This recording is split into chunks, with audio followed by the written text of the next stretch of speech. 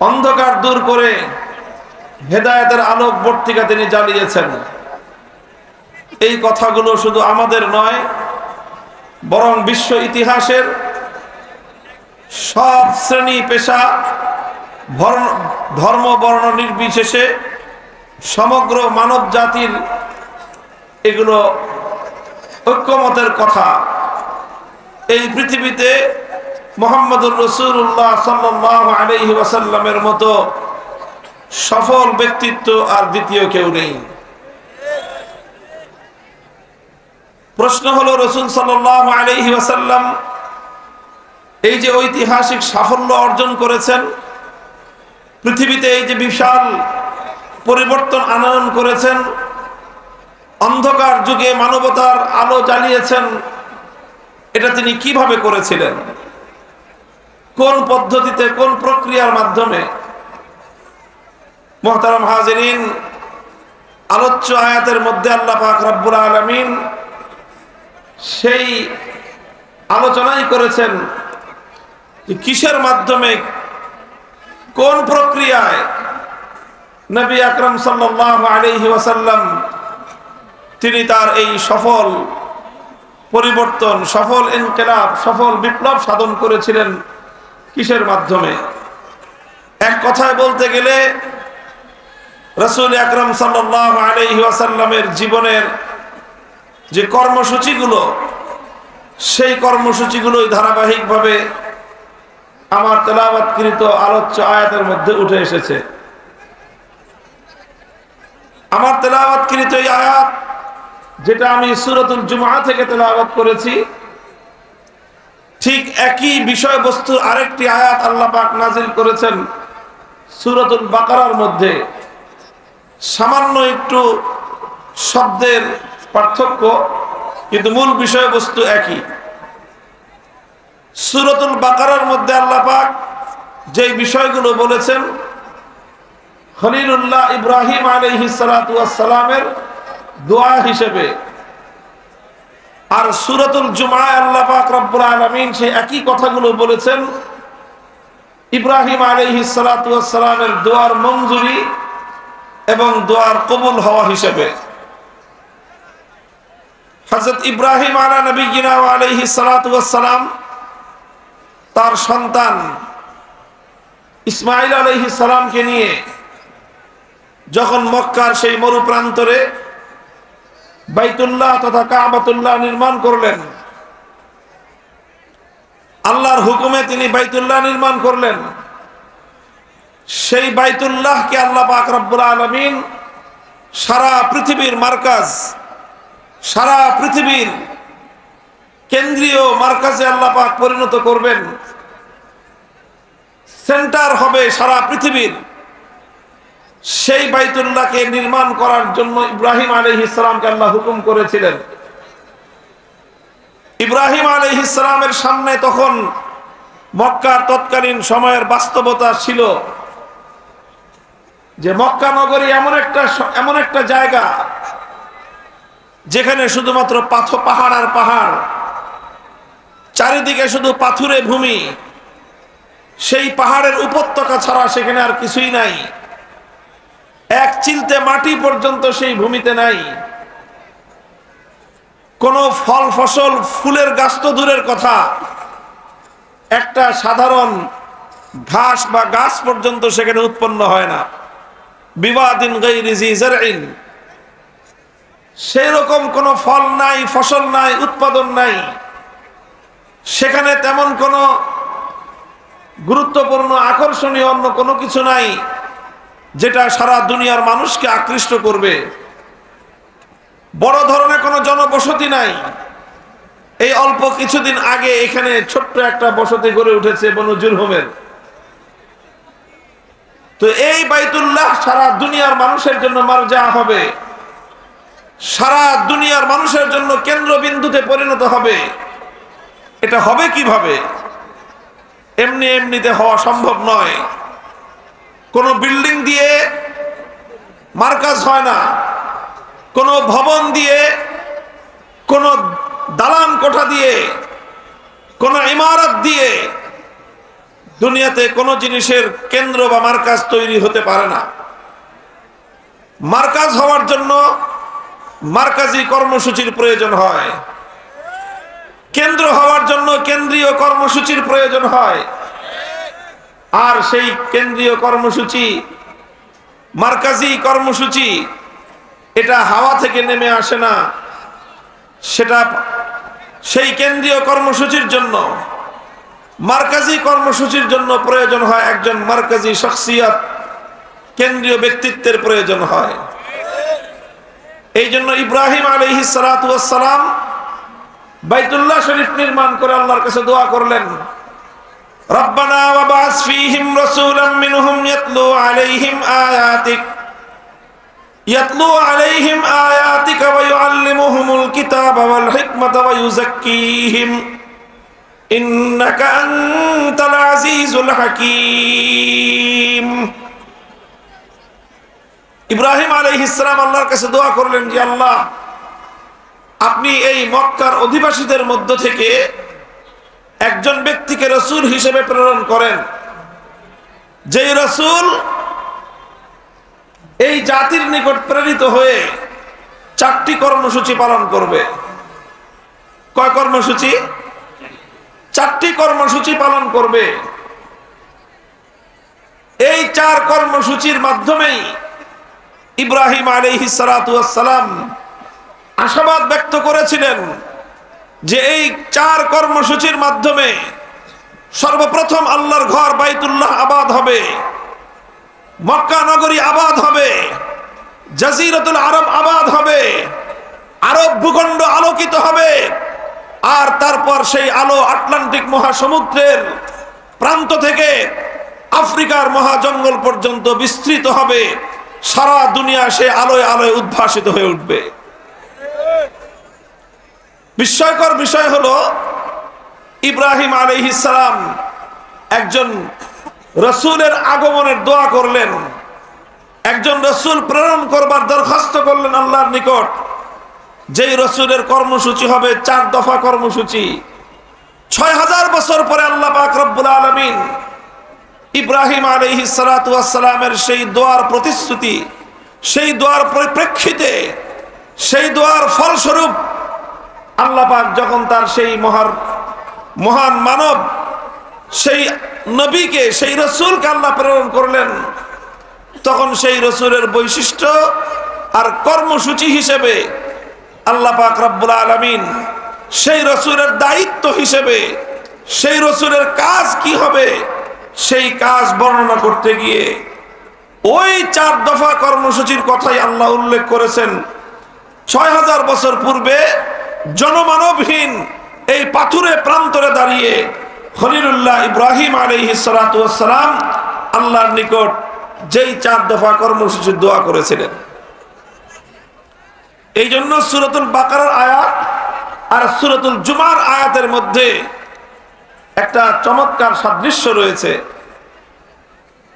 আল্লাহ যখন সেই নবীকে পাঠালেন, সেই 4 দফা কর্মসূচির কথাই বললেন, সামান্য একটু অগ্রপশ্চাতের পার্থক্য।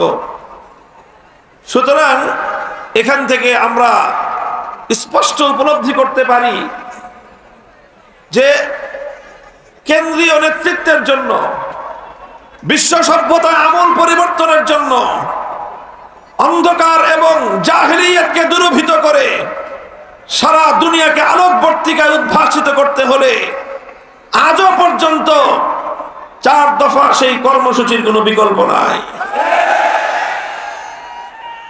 আজকে সে যুগে আইয়ামে জাহেলিয়াত পরিবর্তন করে রাসূল আকরাম সাল্লাল্লাহু আলাইহি ওয়াসাল্লাম এক মহা সত্যের বিজয় ঘটিয়েছিলেন। আজকে আমরা আওয়ামী জাহেলিয়াতের সময় অতিক্রম করে একটি নতুন সভ্যতা বিনির্মাণের দ্বার প্রান্তে রয়েছি। এই আওয়ামী জাহেলিয়াতের কবর রচনা করে প্রকৃত অর্থেই যদি এ জাতি সফলতা চায়, উন্নতি চায়, প্রকৃত স্বাধীনতার মুক্তি চায়, তাহলে সেই আবার নতুন করে আরেক জাহেলিয়াতের কর্মসূচি দ্বারা এ জাতির মুক্তির কোনো সম্ভাবনা নাই। জাতি যদি মুক্তি চাও, যদি প্রকৃত স্বাধীনতা চাও, যদি নতুন করে আবার উন্নতি চাও, বিশ্ব দরবারে যদি মাথা উঁচু করে আত্মমর্যাদায় বলিয়ান হয়ে মাথা উঁচু করে যদি দাঁড়াতে চাও, আল কোরআনের ঘোষিত বিশ্ব নবীর 4 দফা কর্মসূচি ছাড়া বিকল্প নাই।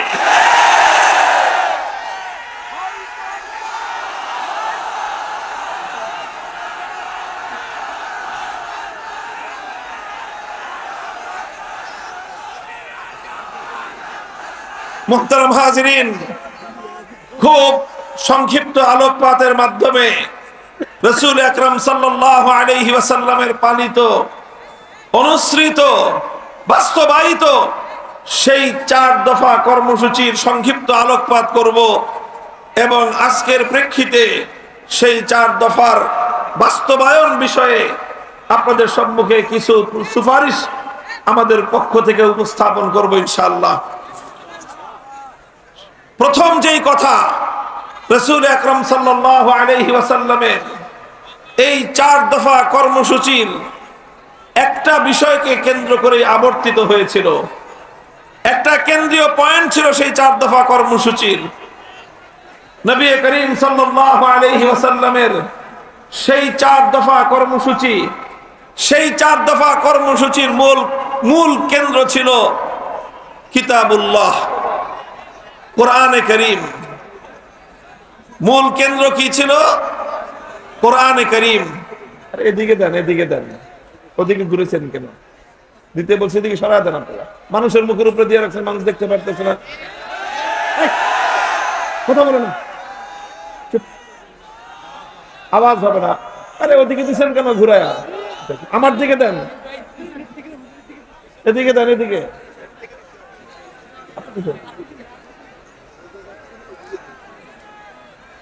শব্দ করবেন না, শব্দ করবেন না। অনেক মানুষ, সবাই একটু একটু করে আওয়াজ করলে বিকট আওয়াজ হয়ে যায়, আলোচনার ধারাবাহিকতা ক্ষুণ্ণ হয়। আপনারা বুঝতে হবে, এটা খুব ভালো করে বুঝবেন। মুহতারাম হাজিরিন, বলতেছিলাম 4 দফা এই কর্মসূচির মূল কেন্দ্রবিন্দু হলো একটাই, সেটা হলো কোরআনে কারীম। সেটা কি? কোরআনে কারীম। কিতাবুল্লাহকে কেন্দ্র করেই নবী আকরাম সাল্লাল্লাহু আলাইহি ওয়াসাল্লাম 4টি কাজ করেছেন। কিতাবুল্লাহকে মধ্যখানে রেখে সেই কিতাবুল্লাহর চারপাশ দিয়ে আল্লাহর নবীর 4 দফা কর্মসূচি বাস্তবায়িত হয়েছে। আপনারা বুঝবেন, গ্রাম অঞ্চলের মানুষ যারা, এখন তো নতুন মানুষ, নতুন প্রজন্মের লোকেরা কম বুঝবে, যারা একটু বয়স্ক তারা ভালো বুঝবে, মুরব্বীরা। এই যে যখন নাকি মাঠের ক্ষেত থেকে, ফসলের ক্ষেত থেকে যখন ধান কেটে আনে, ধান কেটে এনে তারপরে কি করে কৃষক? কি করে বলেন তো? ধান মাড়াই করে, তাই না? আপনাদের দেশে কি বলে? ধান মাড়াই করা। এখন তো মেশিনের যুগ চলে আসছে। এই বেশি দিন আগেও না, অল্প কিছুদিন আগের কথা বলতেছি, তখন তো মেশিন ছিল না। তখন ধান মাড়াই করতো গরু দিয়ে, ধান মাড়াই করতো গরু দিয়ে। মানুষের বাড়ির উঠোনে, অধিকাংশ কৃষকদের উঠানেই এরকম গরু দিয়ে ধান মাড়াই করা হতো। তো গরু দিয়ে ধান মাড়াই করতো কিভাবে? 3টা-4টা গরু একটার সাথে আরেকটা গলা দিয়ে রশি বাঁধত, তারপরে মধ্যখানে একটা খুঁটি গাড়ত, এই খুঁটির সাথে সেই রশিটা বেঁধে দিত, আর এরপরে এই গরু হাঁকায় দাও। এখন গরু যতই দৌড়ায় ওই খুঁটিকে কেন্দ্র করে চারদিকে তাকে ঘুরতে হয়, এর বাইরে যাওয়ার সুযোগ নেই। এইভাবে যেরকম 4টা গরুকে কেন্দ্র করে মধ্যখানের একটা খুঁটি, এই খুঁটিকে কেন্দ্র করে এই গরুগুলো যেরকম ঘুরতে থাকে, আর এই প্রক্রিয়ার মধ্য দিয়ে যেরকম ধান মাড়াই হতে থাকে, তো ওই মধ্যখানের খুঁটিটাকে যেরকম সেন্টারে রেখে সারাদিন চক্কর খায়, ঠিক তদ্রূপ আল্লাহর কোরআনকে মধ্যখানে রেখেই ইসলামের সকল কর্মসূচি আবর্তিত হয়েছে। এই জন্য কোরআনকে বাদ দিয়ে, কোরআনকে কেন্দ্রে না রেখে, কোরআনকে কেন্দ্রবিন্দু না বানিয়ে কোন প্রক্রিয়ার মধ্য দিয়ে মানব সভ্যতার উন্নতি হতে পারে না। রাসূল আকরাম সাল্লাল্লাহু আলাইহি ওয়াসাল্লাম আল্লাহর কিতাবকে মধ্যখানে রেখে 4 দফা কর্মসূচি বাস্তবায়ন করেছিলেন। 1 নম্বর কর্মসূচি, আল্লাহর কোরআন বলতেছে ধারাবাহিকভাবে, হুয়াল্লাযী বাআসা ফিল উম্মিয়্যিনা রাসূলাম মিনহুম ইয়াতলু আলাইহিম আয়াতিহি। 1 নম্বর কর্মসূচি ছিল ইয়াতলু আলাইহিম আয়াতিহি, তিলাওয়াতে কিতাবুল্লাহ, উম্মতের সামনে আল্লাহর কিতাব তথা কোরআনে পাকের তেলাওয়াত করা। তেলাওয়াতে কিতাবুল্লাহ, কোরআনের তেলাওয়াত, এটা ছিল রাসূল সাল্লাল্লাহু আলাইহি ওয়াসাল্লামের প্রথম কর্মসূচি। এটা একটা মুস্তাকিল স্বয়ং সম্পূর্ণ কর্মসূচি তেলাওয়াত। তেলাওয়াতে কিতাবুল্লাহ, বুঝে আসুক বা না আসুক, এর অর্থ এবং মর্ম ব্যাখ্যা কেউ বুঝতে পারুক বা না পারুক, সেগুলো পরের প্রশ্ন। শুধুমাত্র কোরআনের তেলাওয়াত, এটাই ছিল রাসূল সাল্লাল্লাহু আলাইহি ওয়াসাল্লামের সবচেয়ে বুনিয়াদী কর্মসূচি, প্রথম কর্মসূচি। জাহিলিয়াতের কুহেলিকা ভেদ করবার জন্য, জাহিলিয়াতের এই লৌহ প্রাচীরকে ভেঙে গুড়িয়ে দেওয়ার জন্য বিশ্বনবী মুহাম্মদ আরবি সাল্লাল্লাহু আলাইহি ওয়াসাল্লাম জাহিলিয়াতের বর্বরতার অন্ধকারের প্রাচীরের মধ্যে সর্বপ্রথম যে আঘাত ফেলেছিলেন, সে আঘাত ছিল আল্লাহর কোরআনে পাকের তেলাওয়াতের এই আওয়াজ ধ্বনি। কোরআনের তেলাওয়াতের মধ্যে আল্লাহ পাক রব্বুল আলামিন এই পাওয়ার, এই অ্যাকশন, এই প্রভাব আল্লাহ পাক রব্বুল আলামিন রেখে দিয়েছেন। অনেক মানুষ মনে করতে পারে, বা অনেকে মনে করেও এরকম, যে না বুঝে পড়লে, অনেকে আবার এটাকে একটু ব্যঙ্গাত্মক শব্দে বলে, তোতা পাখির মতো শুধুমাত্র মুখে ঠোঁট নাড়ে আওড়ায় লাভটা কি? না, কোরআন সম্পর্কে এই কথা সঠিক নয়। এটা একটা বিভ্রান্তিমূলক কথা, এটা একটা মূর্খতাপূর্ণ কথা। কোরআন পৃথিবীর অন্যান্য গ্রন্থের মতো নয়। পৃথিবীর অন্য যে কোনো বিষয়বস্তুর গ্রন্থ, অন্য যে কোনো বিষয়বস্তুর বই পাঠ করলে, অর্থ না বুঝে পাঠ করলে কোনো উপকারিতা নাই। কেউ যদি সাহিত্যের বই পাঠ করে, অর্থ যদি না বুঝে, লাভ হবে না। কেউ যদি দর্শন শাস্ত্রের বই পাঠ করে, অর্থ না বুঝলে উপকার পাবে না। কেউ যদি বিজ্ঞানের বই পাঠ করে, অর্থ মর্ম না বুঝলে সে তার কোনো বৈজ্ঞানিক হতে পারবে না, বিজ্ঞান থেকে কোনো সে উপকৃত হতে পারবে না। কেউ যদি গল্পের বইও পড়ে, অর্থ যদি না বুঝে, গল্পের মাহাত্ম্য সে বুঝবে না। উপন্যাসের বইও যদি কেউ পড়ে, অর্থ না বুঝলে উপন্যাসের চরিত্রগুলোকে সে ধারণ করতে পারবে না। পৃথিবীর অন্য সব বিষয়ের বেলায় এই কথা প্রযোজ্য। শুধু বই পড়ে গেলে কোনো লাভ হবে না, কিন্তু এক্সেপ্ট আল্লাহর কোরআন, একমাত্র আল্লাহর কোরআনে পাক, যেটা এমন এক কিতাব, এটা অর্থ বুঝে পড়লে যেরকম এর অ্যাকশন হয়, এর প্রভাব তৈরি হয়, অর্থ বুঝে না পড়লেও শুধুমাত্র কোরআনের তেলাওয়াত, এটাই এমন এক বৈপ্লবিক কর্মসূচি, মানুষের হৃদয়ের সমস্ত জড়তার দেয়াল ভেঙে গুড়িয়ে দিতে পারে। এই জন্য যারা পবিত্র কোরআনে কারীমকে অন্য সাধারণ গ্রন্থের উপর, অন্য সাধারণ পাঠের উপর যারা অনুমান করে বলে যে কোরআন না বুঝে পড়ে কি ফায়দা, কি লাভ, এটা তাদের অজ্ঞতা প্রসূত কথা। কোরআন বুঝতে হবে সেটা ভিন্ন কথা, কোরআনের মর্ম জানতে হবে সেটা ভিন্ন কথা, কিন্তু কোরআনের তেলাওয়াত এটা হলো একটা স্বয়ং সম্পন্ন কর্মসূচি, এবং এটাই হলো রাসূল সাল্লাল্লাহু আলাইহি ওয়াসাল্লামের প্রথম এবং বুনিয়াদী কর্মসূচি। এই জন্য আল্লাহ পাক যখন কোরআনের তেলাওয়াতের কথা বলেছেন, তখন এই শর্ত আরোপ করেননি যে কোরআন বুঝে তেলাওয়াত করতে হবে, বরং আল্লাহর নবীর প্রথম কর্মসূচি হিসেবে আল্লাহ পাক রব্বুল আলামিন দ্ব্যর্থহীন কণ্ঠে বলে দিয়েছেন, ইয়াতলু আলাইহিম আয়াতিহি হুয়াল্লাযী বাআসা ফিল উম্মিয়্যিনা রাসূলাম মিনহুম ইয়াতলু আলাইহিম আয়াতিহি, তিলাওয়াতে কিতাবুল্লাহ, এটা হলো মহানবী সাল্লাল্লাহু আলাইহি ওয়াসাল্লামের প্রথম এবং বুনিয়াদী কর্মসূচি। শুধু অর্থ ছাড়াও কোরআনে কারীমের তেলাওয়াত এটা মানুষের হৃদয়ের মধ্যে প্রভাব তৈরি করে। আলহামদুলিল্লাহ, ইতিহাস তার সাক্ষী। আজও যদি কোনো মানুষ, যে কোনো ব্যক্তি ধারাবাহিকভাবে যদি শুধুমাত্র আল্লাহর কোরআনের তেলাওয়াত শুনতে থাকে, আল্লাহর নামের শপথ করে আমি বলতে পারি, তার হৃদয়ের বদ্ধ দুয়ারগুলো কোরআনের তেলাওয়াত যেভাবে খুলতে পারবে, পৃথিবীতে কোরআন ছাড়া আর কোনো কিছু নাই যেটা একজন মানুষের হৃদয়ের বদ্ধ দুয়ারকে উন্মুক্ত করে দিতে পারে। সিরাতের কিতাব, ইতিহাসের কিতাব, সিয়ারুস সাহাবা, সাহাবায়ে কেরামের ইতিহাসের কিতাবের মধ্যে লেখা হয়, আবু বকর সিদ্দিক রাদিয়াল্লাহু তাআলা আনহুর জীবনীতে লেখা হয়, বুখারী শরীফ সহ বিভিন্ন হাদিসের কিতাবের মধ্যে এই ওয়াকিয়া এবং এই ঘটনার বর্ণনা রয়েছে। একবার আবু বকর রাদিয়াল্লাহু আনহু মক্কা ছেড়ে তিনি চলে যাচ্ছেন।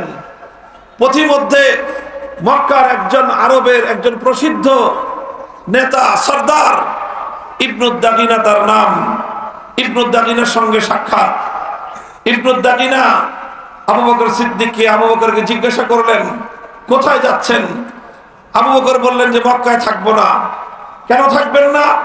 মক্কার মানুষ আমাকে জ্বালা যন্ত্রণা দেয়, উত্ত্যক্ত করে, কষ্ট দেয়, নির্যাতন করে, এজন্য আমি মক্কা ছেড়ে চলে যাচ্ছি। ইবনুদ দাগিনা বলল যে আবু বকর, আপনার মতো ভালো মানুষ, পরোপকারী মানুষ, আপনার মতো সোনার মানুষ যদি মক্কা ছেড়ে চলে যায়, এটা হবে মক্কা নগরীর জন্য এবং মক্কার অধিবাসীদের জন্য চরম লজ্জার বিষয়। কাজে আপনি মক্কা ছেড়ে যাবেন না, আপনার যা সমস্যা আমি সমাধান করে দেব, আপনি চলুন। ইবনুদ দাগিনা আবু বকর রাদিয়াল্লাহু আনহুকে নিয়ে মক্কায় ফিরে এলেন। মক্কার লোকদেরকে জড়ো করে জিজ্ঞাসা করলেন, বললেন যে তোমরা আবু বকরের সঙ্গে এমন দুর্ব্যবহার কেন করো? আবু বকর যদি মক্কা ছেড়ে চলে যায় তাহলে আরবের মধ্যে মক্কার বদনাম হবে, কলঙ্ক হবে। মানুষ বলবে মক্কার মানুষ দুষ্ট। আবু বকরের মতো সোনার মানুষ, মোমের মতো নরম মানুষটাও তাদের সঙ্গে থাকতে পারে না। সুতরাং আবু বকর মক্কায় থাকবে, তোমরা কেউ তাকে উত্ত্যক্ত করবে না। মক্কার লোকেরা বলেছিল, ঠিক আছে, আবু বকর মক্কায় থাকুক, আমাদের কোনো আপত্তি নাই। সে যদিও আমাদের বাপদাদার ধর্ম ত্যাগ করে মুহাম্মাদের ধর্ম গ্রহণ করেছে, সেটাতেও আমরা আপত্তি করব না। সে মুহাম্মাদের ধর্মের দিকে মানুষদেরকে আহ্বান করে দাওয়াত দেয়, সেটাতেও না হয় আমরা আপত্তি করলাম না। সে মুহাম্মাদের আনিত কিতাব সাল্লাল্লাহু আলাইহি ওয়াসাল্লাম কোরআনে কারীম তেলাওয়াত করে, সেটাতেও আমরা আপত্তি করব না। কিন্তু একটা শর্ত, সে যখন তেলাওয়াত করবে, আবু বকর যখন কোরআন কিতাবুল্লাহ যখন তেলাওয়াত করবে, সে তার ঘরের ভিতরে দরজা বন্ধ করে তেলাওয়াত করবে, ঘরের বাইরে উন্মুক্ত উঠোনে দাঁড়িয়ে সে কোরআনের তেলাওয়াত করতে পারবে না। ইবনুদ দাগিনা জিজ্ঞাসা করলো, কারণ কি? ঘরের মালিক আবু বকর, উঠোনের মালিক আবু বকর, ঘরের মধ্যে যদি সে তেলাওয়াত করতে পারে, উঠোনে তেলাওয়াত করতে তোমাদের আপত্তিটা কোথায়, সমস্যা কোথায়? মক্কার লোকেরা জবাব দিয়েছিল যে আবু বকর যখন উঠোনে দাঁড়িয়ে তার আবেগ মাখা কণ্ঠে, কান্না জড়ানো কণ্ঠে যখন কোরআনের তেলাওয়াত করতে থাকে, তখন তার এই কোরআনের তেলাওয়াত মন্ত্রমুগ্ধের মতো আমাদের গোটা মক্কার মানুষদেরকে এমন ভাবে আকৃষ্ট করতে থাকে যে ঘরগুলোতে আমরা ছোট ছোট শিশু, এমনকি নারীদেরকে পর্যন্ত ঘরের মধ্যে আবদ্ধ রাখতে পারি না। লোহাকে যেরকম চুম্বক তার নিজের দিকে আকৃষ্ট করতে থাকে, সিদ্দিক আকবরের তেলাওয়াতে কোরআন মক্কার ছোট ছোট শিশু বাচ্চাদেরকে পর্যন্ত লোহার চুম্বকের মতো তার নিজের দিকে আকৃষ্ট করে নিয়ে আসে। এই জন্য মক্কার লোকেরা বলেছিল যে উন্মুক্ত ভাবে, উচ্চ স্বরে আবু বকর কোরআনের তেলাওয়াত করতে পারবে না। মুহতারাম হাজিরিন, হাদিসের সোনালী পাতায় এরকম অসংখ্য ঘটনার উদ্ধৃতি আপনারা পাবেন, আমরা পাবো যদি খুঁজে দেখি যে কোরআনের তেলাওয়াত এটা কিভাবে সেই জাহেলিয়াতের, সেই বর্বরতার যুগে সর্বপ্রথম যে বর্বরতার জাহেলিয়াতের ভিত শুদ্ধ নাড়িয়ে দিয়েছিল, সেটা ছিল আল্লাহর কোরআনের তেলাওয়াতের গুঞ্জরণ। সেটা ছিল কোরআনের তেলাওয়াতের গুঞ্জরণ।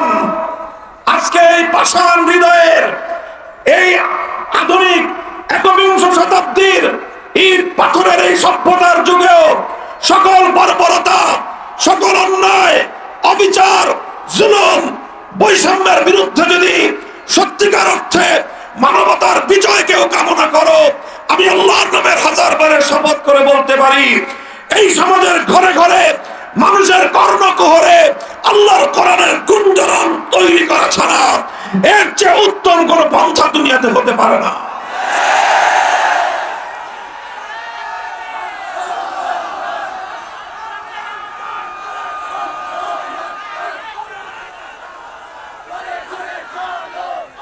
আলহামদুলিল্লাহ, নবী আকরাম সাল্লাল্লাহু আলাইহি ওয়াসাল্লামের সেই কর্মসূচি তিলাওয়াতে কিতাবুল্লাহ আজ আমাদের সমাজে আছে, টিকে আছে, সীমিত পরিসরে হলেও টিকে আছে। সেটা টিকে আছে আমাদের এই মাদারেসে কওমিয়ার মক্তব এবং হেফজখানাগুলোর মাধ্যমে। এই মক্তব এবং হেফজখানাগুলো থেকে মুসলমানদের সন্তানদেরকে আল্লাহর কোরআনের বিশুদ্ধ তেলাওয়াত, শুধু তেলাওয়াত শুদ্ধ করে তাদেরকে শিক্ষা দেওয়া হয়।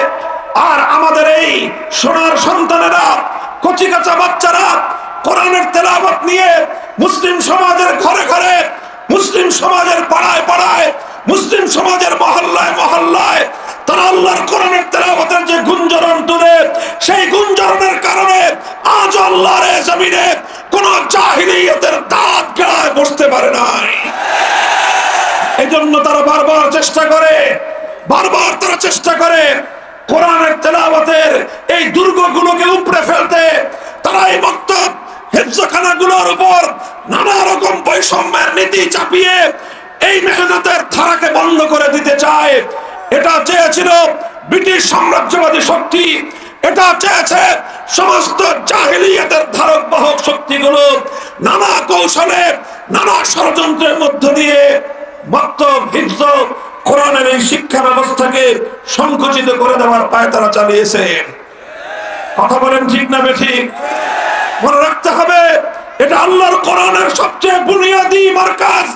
মক্তব, হিফজখানা আল্লাহর কোরআনের সবচেয়ে বুনিয়াদী দুর্গ। এই দুর্গ যদি ধসে পড়ে উম্মার অস্তিত্ব বিলুপ্ত হয়ে যাবে। এই জন্য শপথ নিতে হবে প্রতিটি মুসলমানের, প্রত্যেকটি ইমানদারের, যেভাবে একটি দুর্গে আশ্রয় গ্রহণকারী এক একজন সৈনিক দুর্গের দেয়াল রক্ষা করার জন্য জীবনপণ লড়াই করতে থাকে।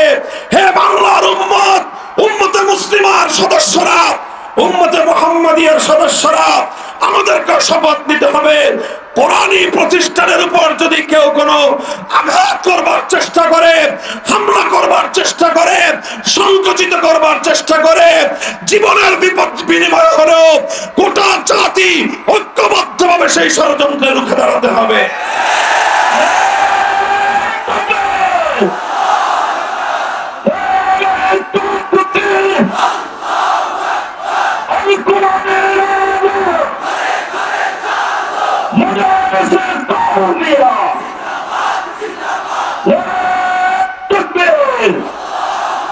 আমি আজ 5ই আগস্টের ঐতিহাসিক বিপ্লব পরবর্তী এই স্বাধীন বাংলার মাটিতে দাঁড়িয়ে আরেক ধাপ এগিয়ে কথা বলতে চাই। 100 বছর পর্যন্ত শুধু আমাদের মক্তব আর হিফজখানাগুলো এ জাতির মধ্যে আল্লাহর কোরআনের তেলাওয়াতের আমানত রক্ষা করবার ঐতিহাসিক দায়িত্ব পালন করেছে। এবার আমাদের আরো এক ধাপ অগ্রসর হওয়ার সময় এসেছে। 5ই আগস্ট পরবর্তী এই বাংলার মাটিতে যতগুলো রাষ্ট্রীয় ব্যবস্থাপনায় স্কুল শিক্ষা ব্যবস্থা রয়েছে, সেই স্কুলগুলোর প্রাইমারি স্কুলগুলোতে যেখানে মুসলমানদের সন্তানরাই 90% থেকে 95% পড়াশোনা করে, যে স্কুলগুলোর খরচ 90% মুসলমানদের ট্যাক্সের পয়সা দিয়ে যোগান হয়, যে স্কুলের শিক্ষক শিক্ষিকাদের বেতন আমাদের ট্যাক্সের পয়সায় যোগান হয়, যে স্কুলের পাঠ্যপুস্তক আমাদের ট্যাক্সের পয়সায় ছাপানো হয়, যে স্কুলগুলোর ঘর দালান আমাদের ট্যাক্সের পয়সা দিয়ে যোগান দেওয়া হয়। আর সবচেয়ে বড় কথা, যে স্কুলে পড়ে আমার বাচ্চারা, আমার সন্তানেরা, সেই স্কুলে ইংরেজি, বাংলা, অঙ্ক, ভূগোল, ইতিহাস সব শিক্ষা থাকবে, আল কোরআনের তেলাওয়াতের শিক্ষা থাকবে না। এই ধরনের বৈষম্যহীন বাংলাদেশে বরদাস্ত করা যায় না, বরদাস্ত করা যায় না।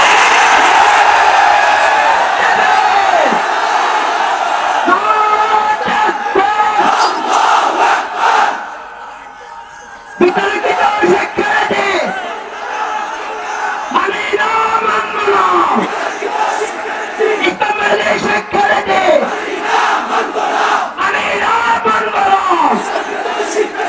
নারায়ে তাকবীর, আল কোরআনের আলো। এই জন্য এটা আজ আমাদের গণদাবিতে পরিণত করতে হবে। আমরা বাংলাদেশের রাজনৈতিক নেতৃবৃন্দ, প্রশাসনিক কর্মকর্তা, সকল শিক্ষাবিদ, সচেতন সুশীল মহল এবং শিক্ষক শিক্ষিকা মণ্ডলী, স্কুলগুলোর পরিচালনা পরিষদের সঙ্গে সম্পৃক্ত ব্যক্তিবর্গ, সকলের কাছে আমরা উদাত্ত আহ্বান জানাচ্ছি, প্রতিটি স্কুলে, প্রতিটি প্রাইমারি স্কুলে অন্য সকল শিক্ষার পাশাপাশি আমাদের কচিকাঁচা সন্তানদের কচি হৃদয়ের মধ্যে তাদের এই নিষ্কলুষ অন্তরের মধ্যে আল্লাহর কোরআনের বিশুদ্ধ তেলাওয়াত শিক্ষা দেওয়ার জন্য প্রতিটি স্কুলে একজন বিশুদ্ধ কোরআনের তেলাওয়াতের শিক্ষক, নুরানি অথবা নাদিয়ার শিক্ষক নিয়োগ দেওয়ার মাধ্যমে শাহজালালের এই বাংলাদেশের বিপ্লব পরবর্তী মুসলমানদের গণদাবি বাস্তবায়ন করতে হবে। মুহতারাম হাজিরিন, এটা আমরা বলছি আজ, এই বলা শুরু করলাম, আমরা একটা একটা করে কথা উত্থাপন করছি। আর এভাবে আমরা লক্ষ্য করব, পর্যবেক্ষণ করব আমাদের কথাগুলো এই রাষ্ট্র ব্যবস্থা কতটুকু গুরুত্বের সঙ্গে পরিপালন করার উদ্যোগ গ্রহণ করে, সেটা পর্যবেক্ষণ করে আমরা আমাদের পরবর্তী পদক্ষেপ আমরা নির্ধারণ করবো ইনশাআল্লাহ। এটা ছিল প্রথম দফা কর্মসূচি। আল্লাহর পয়গম্বর বিশ্বনবী মুহাম্মদুর রাসূলুল্লাহ সাল্লাল্লাহু আলাইহি ওয়াসাল্লাম আল্লাহ পাকের মহাগ্রন্থ, মানবতার মুক্তির গ্রন্থ আল কোরআনুল কারীমকে কেন্দ্র করে নবী আকরাম সাল্লাল্লাহু আলাইহি ওয়াসাল্লাম প্রথম যে দায়িত্ব এবং কর্মসূচি পালন করেছেন সেটা হলো ইয়াতলু আলাইহিম আয়াতিহি তিলাওয়াতে কিতাবুল্লাহ। এক নম্বর কর্মসূচি হলো তিলাওয়াতে কিতাবুল্লাহ। এরপরে আসেন ২ নম্বর কর্মসূচি, আল্লাহর পয়গম্বর মুহাম্মদ আরবি সাল্লাল্লাহু আলাইহি ওয়াসাল্লাম যেটা আল্লাহর কোরআনকে কেন্দ্র করে পালন করেছেন সেটা হলো ওয়ায়ুআল্লিমুহুমুল কিতাব। ওয়ায়ুআল্লিমুহুমুল কিতাব, ওয়ায়ুআল্লিমুহুমুল কিতাবের অর্থ হলো তালিমে কিতাব। ১ নম্বর কর্মসূচি ছিল তিলাওয়াতে কিতাব, ২ নম্বর কর্মসূচি হলো তালিমে কিতাব। মনে থাকবে? ১ নম্বর কর্মসূচি তিলাওয়াতে কিতাবুল্লাহ, ২ নম্বর কর্মসূচি হলো তালিমে কিতাবুল্লাহ। ২ নম্বর কর্মসূচি কি?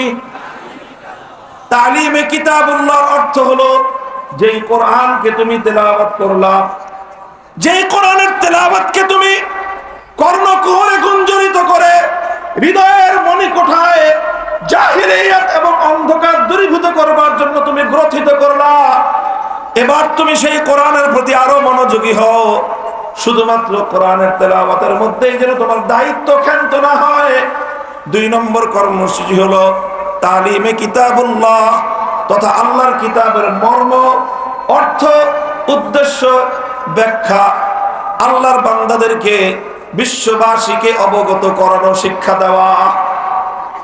এক কথায় বলতে গেলে কোরআনের মর্ম বুঝানো, কোরআনে পাকের উদ্দেশ্য বুঝানো, কোরআনে পাকের অর্থ এবং ব্যাখ্যা শিক্ষা দেওয়া, এটা ছিল রাসূল আকরাম সাল্লাল্লাহু আলাইহি ওয়াসাল্লামের ২ নম্বর কর্মসূচি। মুহতারাম হাজিরিন, কোরআন বুঝতে হবে, উম্মতের জন্য জরুরি বিষয় হলো আল্লাহর কিতাবটা বুঝা চাই, বুঝতে হবে। আলহামদুলিল্লাহ সুম্মা আলহামদুলিল্লাহ, এই উপমহাদেশের মাদারেসগুলো তালিবে কিতাবুল্লাহর জন্য ১-২ বছর নয়, ১০ বছরের একটা বিশাল পাঠ্যসূচি নির্ধারণ করেছে। এই ১০ বছরের পাঠ্যসূচির মূল উদ্দেশ্যই হলো তালিমে কিতাবুল্লাহ, যেন মুসলমানের সন্তানেরা আল্লাহর কিতাবের মর্ম বুঝতে পারে, আল্লাহর কিতাবের অর্থ এবং উদ্দেশ্য যেন বুঝতে পারে। উদ্দেশ্য বুঝে তারা যেন এই জাতিকে বোঝাতে পারে, এই জাতিকে যেন তারা সতর্ক করতে পারে। প্রতিটি মানুষের মনে মনে, প্রতিটি মানুষের কানে কানে যেন তারা আল্লাহর কোরআনে পাকের পয়গামগুলো তারা পৌঁছে দিতে পারে। মক্তবের 2 বছর, হেফজখানার 3 বছর, 5 বছরের সিলেবাস তেলাওয়াতে কিতাবুল্লাহর জন্য। এরপরে ইবতিদায়ী থেকে মারহালাতুত তাকমিল পর্যন্ত 10 বছরের নিসাব পাঠ্যসূচি হলো তালিমে কিতাবুল্লাহর জন্য, অর্থাৎ আল্লাহর কিতাবকে, আল্লাহর কিতাবের মর্ম এবং তার অর্থ নিজেরা বুঝে জাতিকে বোঝানোর জন্য। বলেন কথা ঠিক না বেঠিক? আলহামদুলিল্লাহ, এই মাদারেসে কওমিয়ার মাধ্যমে কিতাবুল্লাহর যে তালিম তারা নিজেরা অর্জন করছে। লক্ষ লক্ষ জাতির সন্তানরা কোরআনে পাকের সঠিক জ্ঞান, পূর্ণাঙ্গ জ্ঞান যদি এই জমিনে শিক্ষা অর্জন করে থাকে, তাহলে তার সবচেয়ে বড় অবদান এদেশের কওমি মাদারেসের। মুসলমানদের প্রয়োজন। আল্লাহর কোরআন শুধুমাত্র আলেমদের জন্য নাজিল হয় নাই, আল্লাহর কোরআন শুধুমাত্র কওমি মাদ্রাসার হুজুরদের জন্য নাজিল হয় নাই, আল্লাহর কোরআন নাজিল হয়েছে গোটা সমগ্র মানব জাতির জন্য। কথা বলেন ঠিক না বেঠিক? আমার বড় আক্ষেপ লাগে, বড় দুঃখ লাগে, এই সমাজে কত মানুষ এমন আছে, কত মানুষ এমন আছে পড়াশোনা কম করে নাই, তারা সাহিত্যের বই হাজার হাজার বই পাঠ করেছে, দর্শনের বই হাজার হাজার পাঠ করেছে, গল্প উপন্যাসের বই হাজার হাজার পাঠ করেছে, অনেকে সায়েন্সের বই, মেডিকেলের বই, ডাক্তার হতে গিয়ে হাজার হাজার লক্ষ লক্ষ পৃষ্ঠা পাঠ করেছে। কিন্তু একজন মুসলমানের সন্তান, মুসলমান, তাকে যদি জিজ্ঞাসা করা হয় আল্লাহর কোরআন শুরু থেকে শেষ পর্যন্ত, সূরা ফাতিহা থেকে সূরা নাস পর্যন্ত পূর্ণ কোরআনে আল্লাহ কি বলেছেন, অন্তত একবার কোরআনে পাকের অনুবাদটা কি আপনি করেছেন, আপনি পাঠ করেছেন? এই প্রশ্ন করলে আজ আমাদের জাতির কাছ থেকে যে জবাব আসবে, সেই জবাবটা হবে চরম হতাশাজনক জবাব। অথচ উলামায়ে কেরাম চেষ্টা করছেন তাফসীরুল কোরআন মাহফিলগুলোর মাধ্যমে উলামায়ে উম্মত জাতির কাছে কোরআনের মর্ম পৌঁছানোর চেষ্টা করছেন। উলামায়ে উম্মত তাফসীরুল কোরআন লিখে লিখে মানুষের কাছে কোরআনের তাফসীর পৌঁছানোর চেষ্টা করছেন। কোরআনের তরজমা এবং অনুবাদ লিখে মানুষের কাছে কোরআনের পয়গাম পৌঁছানোর চেষ্টা করছেন। এভাবে আজও পর্যন্ত আলেম সমাজ আল্লাহর পয়গম্বরের দ্বিতীয় দফা কর্মসূচি তালিমে কিতাবকে বাস্তবায়ন করে চলেছেন। কথা বলেন ঠিক না বেঠিক? এই জন্য তালিমে কিতাব এটা একটা জরুরি কর্মসূচি। এটা ছিল রাসূল সাল্লাল্লাহু আলাইহি ওয়াসাল্লামের দ্বিতীয় দফা কর্মসূচি। তেলাওয়াতে কিতাবুল্লাহ সেটা শুধু তেলাওয়াত, এটা একটা পূর্ণাঙ্গ কর্মসূচি। আর কোরআনের মর্ম বুঝা এবং বুঝানো এটা আরেকটা পূর্ণাঙ্গ কর্মসূচি। আসেন, আমি কথা লম্বা করতেছি না, 2 দফার আলোচনা শেষ, তৃতীয় দফা কর্মসূচি, এটা একটু গভীর মনোযোগ দিয়ে বুঝবার জিনিস। তৃতীয় দফা কর্মসূচি কি? ওয়ায়ুআল্লিমুহুমুল কিতাব ওয়াল হিকমা। আল হিকমা মাফউলে সানি, ইউআল্লিমুহুম আল কিতাব ওয়াল হিকমা আসলে মাফউলে সালিস। তালিম এটা মুতাআদ্দি ইলা মাফউলাইন। আল্লাহ পাক রব্বুল আলামিন তাদেরকে শিক্ষা দিয়েছেন। মাফউলে সানি আল কিতাব, আল কিতাবের উপর আতফ হয়েছে আল হিকমা, তার অর্থ হলো তালিমে হিকমত। এক কথায় বলতে গেলে তালিমে হিকমত। তালিমে হিকমত কি বললাম? সবাই বলেন কি বললাম? তালিমে হিকমত। 1 নম্বর কর্মসূচি ছিল তেলাওয়াতে কিতাব, 2 নম্বর কর্মসূচি ছিল তালিমে কিতাব, 3 নম্বর কর্মসূচি হলো তালিমে হিকমত। 3 নম্বর কর্মসূচি কি? তালিমে হিকমা। তালিমে হিকমা কি জিনিস? হিকমতের দ্বারা কি উদ্দেশ্য? মুফাসসিরিনে কেরামগণ হিকমতের অনেক ব্যাখ্যা করেছেন। মারিফুল কোরআনের মধ্যে আল্লামা মুফতি শফি রহমতুল্লাহ আলাইহি হিকমতের সবচেয়ে অগ্রগণ্য এবং সবচেয়ে তাৎপর্যময় যে ব্যাখ্যাটা করেছেন, সেটা হলো তালিমে হিকমতের অর্থ হলো আল্লাহর নবী কোরআনে পাক শুধু তেলাওয়াত করে দায়িত্ব ক্ষান্ত করেননি, তেলাওয়াতের পরে তিনি কোরআনের মর্ম বুঝিয়েছেন, ব্যাখ্যা বুঝিয়েছেন। এটা ছিল তালিমে কিতাব। আল্লাহর নবী শুধুমাত্র কোরআনের মর্ম, কোরআনে পাকের ব্যাখ্যা শুধু বলে বলে মানুষকে বুঝিয়ে দিয়ে দায়িত্ব ক্ষান্ত করেন নাই, বরং কোরআনের ব্যাখ্যা বুঝানোর পর, কোরআনের মর্ম ব্যাখ্যা করার পরে আল্লাহর নবীর 3 নম্বর দায়িত্ব হলো তালিমে হিকমত।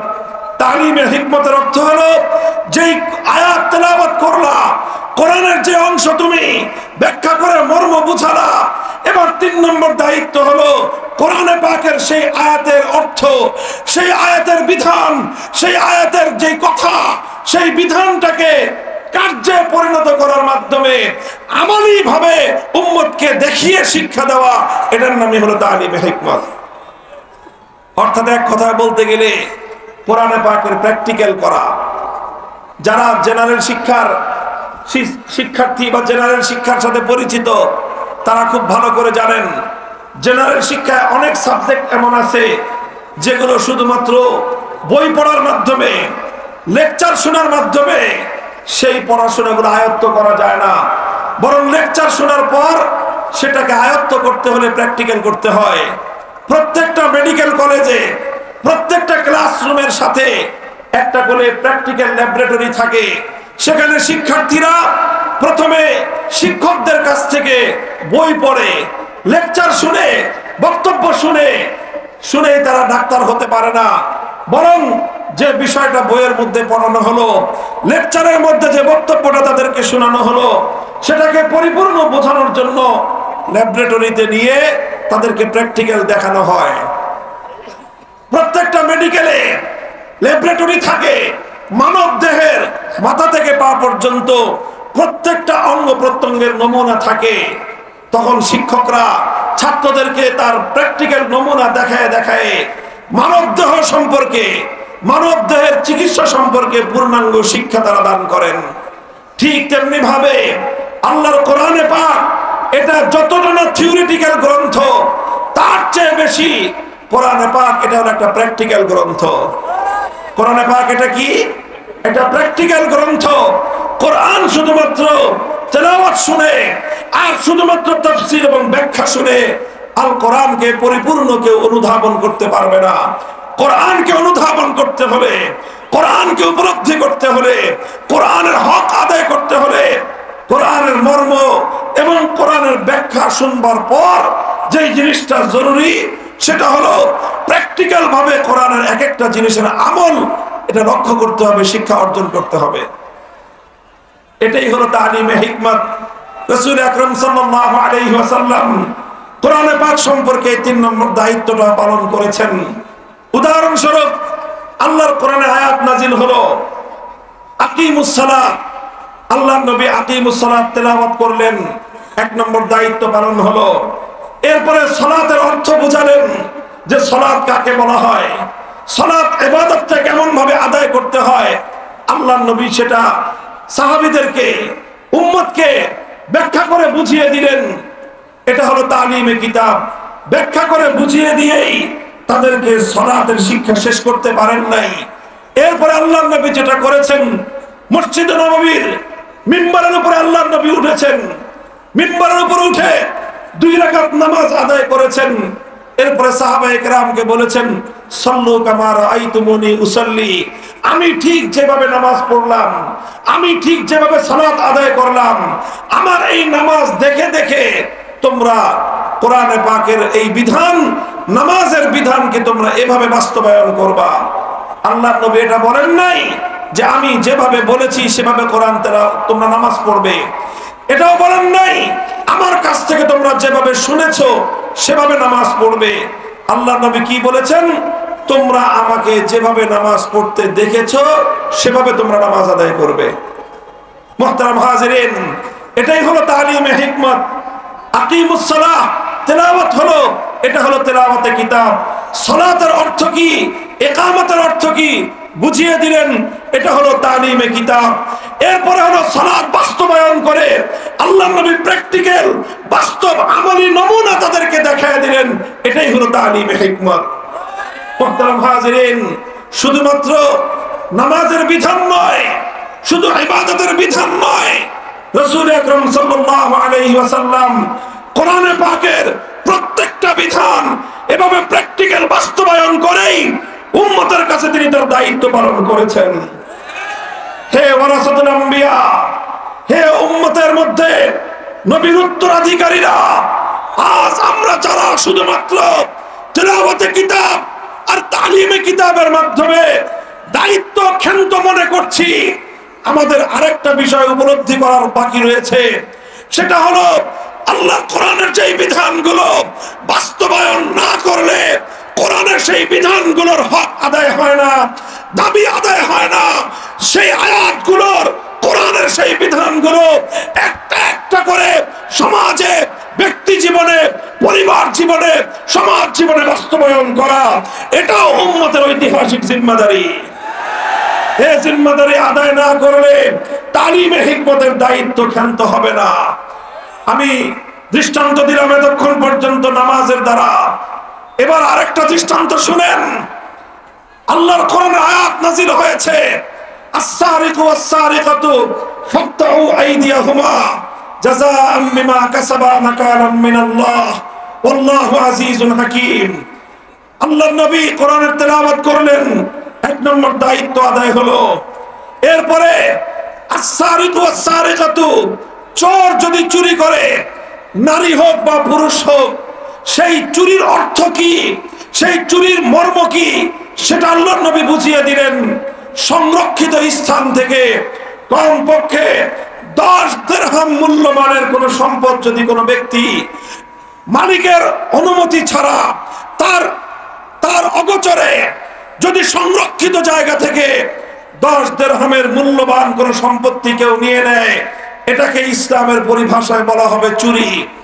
আর এই ধরনের চুরি করবার পর যদি এই চুরির অপরাধ আদালতের সামনে, বিচারকের সামনে যথাযথ সাক্ষীর মাধ্যমে প্রমাণিত হয়, সেক্ষেত্রে আল্লাহর কোরআনের বিধান হলো ফাকতাউ আইদিয়াহুমা, চোর নারী হোক বা পুরুষ হোক, অপরাধ প্রমাণিত হওয়ার সঙ্গে সঙ্গে তার হাত কেটে ফেলতে হবে। কোরআনের এই আয়াত আল্লাহর নবী তেলাওয়াত করে দায়িত্ব ক্ষান্ত করেন নাই, শুধুমাত্র অর্থ ব্যাখ্যা করে নবী তার দায়িত্ব ক্ষান্ত করেন নাই, বরং যখনই আল্লাহর জমিনে চুরির মতো অপরাধ সংগঠিত হয়েছে, আল্লাহর পয়গম্বরের ভূমিকা তখন কি ছিল? বুখারী শরীফের হাদিসের কিতাব উল্টান। আল্লাহর নবী যখন মক্কা বিজয় করলেন, মক্কা বিজয়ের পরের দিন পবিত্র মক্কা নগরীতে চুরির ঘটনা ঘটলো। একজন মানুষ চুরি করলো, চুরি করেছে, ধরা পড়লো। ধরা পড়ার পর দেখা গেল যে চুরি করেছে সে একজন মহিলা মানুষ, সাধারণ কোনো মহিলা নয়, সম্ভ্রান্ত বংশের একজন মহিলা। নাম হলো তার ফাতেমা। এই ফাতেমা হলো বনু মখজুম গোত্রের ফাতেমা মখজুমিয়া। বনু মখজুম হলো নবী করিম সাল্লাল্লাহু আলাইহি ওয়াসাল্লামের দাদির গোষ্ঠী, অর্থাৎ শুধু কুরাইশ নয়, বরং কুরাইশের মধ্যে সম্ভ্রান্ত একটা পরিবারের মেয়ে হলো এই ফাতেমা, যে চুরি করে ধরা পড়েছে। ফাফাজিয়া কওমুহা ইলা উসামা ইবনে যায়েদ, তখন ফাতেমার সম্প্রদায় কুরাইশ বনু মখজুম তারা দুশ্চিন্তায় পড়ে গেল। এখন যদি কোরআনের বিধান বাস্তবায়িত হয়, এই মেয়েটার হাত কাটা যাবে, হাত কাটা যাবে একটা মেয়ের, নাক কাটা যাবে গোটা বংশের। এজন্য গোটা বংশ, গোটা পরিবার তারা বিচলিত হয়ে পড়লো, কিভাবে এই হাত কাটা বন্ধ করা যায়। তারা তদবির শুরু করলো। উসামা ইবনে যায়েদ, যাকে আল্লাহর নবী অত্যন্ত বেশি ভালোবাসতেন, সম্পর্কে নবীজির নাতি, পালক পুত্র যায়েদ ইবনে হারেসার ছেলে উসামা ইবনে যায়েদ, সেই বনু মখজুম গোত্রের লোকজন উসামা ইবনে যায়েদকে গিয়ে তদবির করার জন্য, সুপারিশ করার জন্য বলল। উসামা তাদের পক্ষ থেকে আল্লাহর নবীর কাছে গিয়ে সুপারিশ করলো। নবীজিকে যে বলল যে ইয়া রাসূলুল্লাহ, একটা চুরির মামলা আসবে আপনার নিকট। এই চুরির যে বিবাদিনী, তার যে অপরাধী, সে একজন মহিলা মানুষ, নাম তার ফাতেমা, সাধারণ কোনো মহিলা নয়। তার সঙ্গে আপনার ব্লাড কানেকশন রয়েছে, আপনার রক্তের সম্পর্ক, আপনার দাদির পরিবারের লোক সে। সুতরাং যদি তার হাত কাটা যায়, শুধু বনু মখজুম গোত্রের সম্মান যাবে তা নয়, বরং তাদের সঙ্গে সঙ্গে আপনার সম্মান, আপনার প্রেস্টিজ হ্যাম্পার হবে। সুতরাং আপনি ওই মেয়েটাকে বাঁচানোর জন্য কোনো ব্যবস্থা করবেন। হাদিসের পাতার মধ্যে লেখা হয়, আল্লাহর নবী হুঙ্কার দিয়ে উঠলেন, গর্জন দিয়ে উঠলেন। নবীর চেহারার রং পরিবর্তন হয়ে গেল। ফাতালাওয়ানা ওয়াজহু রাসূলিল্লাহি সাল্লাল্লাহু আলাইহি ওয়াসাল্লাম, আমার নবীর চেহারার রং লাল রক্তবর্ণ ধারণ করলো। নবীজি রাগে ক্ষোভে ফুঁসতে আরম্ভ করলেন, আর উসামাকে এক জোরে হুঙ্কার দিয়ে ধমক দিলেন, আতাশফাউ ফি হাদ্দিম মিন হুদুদিল্লাহ, উসামা, আল্লাহর কোরআনের বিধান বাস্তবায়ন হবে, সেখানে তুমি তদবির নিয়ে আসছো, খবরদার তোমাকে যেন আর কোনোদিন আমি এই ধরনের তদবির করতে না দেখি। আল্লাহর নবী ধমক দিয়ে উসামাকে নিবৃত্ত করলেন, সংশোধন করে দিলেন। নবীজি বুঝতে পারলেন অপরাধ শুধু উসামার একার নয়, তদবির আর এই সুপারিশ শুধু উসামার একার নয়। উসামা বালক মানুষ, অল্প বয়স্ক মানুষ, আমার স্নেহের মানুষ হিসেবে সাহস করেছে, আমার কাছে এসেছে, কিন্তু এই উসামার পিছনে গোটা কওম, আমার জাতি জড়িত। উসামার পিছনে আমার পরিবার বনু মখজুম, আমার বংশ কুরাইশ জড়িত। সুতরাং ধমক শুধু উসামা একাকে দিলে হবে না।